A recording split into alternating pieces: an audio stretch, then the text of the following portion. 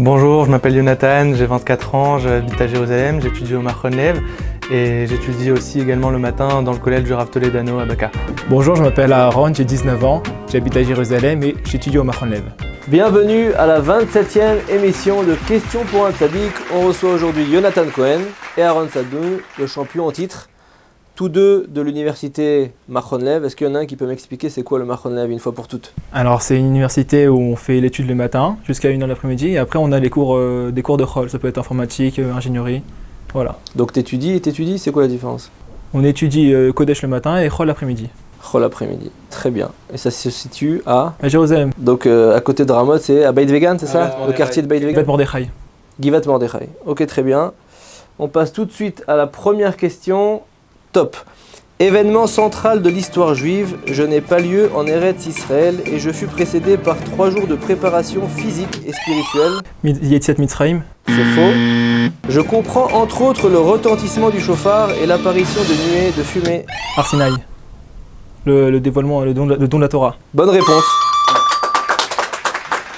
On parle ici du don de la Torah au Mont Sinaï. C'est à partir de ce moment historique que les Hébreux deviennent le peuple juif. 1-0. On passe tout de suite à la deuxième question. Top. Texte central de l'étude de la Torah. Ma rédaction en terre étrangère fait suite à la destruction du second temple et s'étend sur près de 3 siècles. Le Talmud de Babylonie. C'est la bonne réponse. Je comporte 37 parties et viens commenter et détailler les traités de Mishnah dans un langage hébraïque mêlé d'araméen. Je suis le Talmud Bavli, le Talmud de Babylone. Je possède un frère presque jumeau, le Talmud de Jérusalem, sur lequel j'ai préséance. 2-0, Jonathan. Il faut se reprendre. Vas-tu partir aussi vite Que je suis arrivé. Exactement. On le saura bientôt. On va le savoir tout de suite, là, tout de suite. Troisième question, top.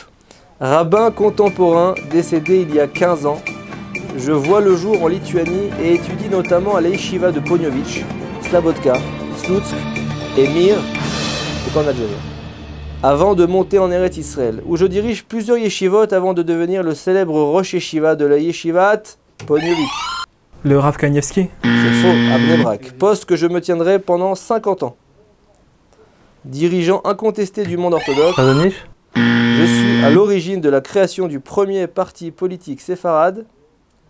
Rav Yosef. Non, puisque je suis ashkénaze. Ah oui. Je suis le Rav Shach. J'étudie la Torah quasiment sans interruption pendant 1 siècle. 2-0. On passe tout de suite à la 4e question. Top. Livre faisant partie des hagiographes, je relate une histoire qui se déroule sur une période de 9 ans. La Megillat Esther.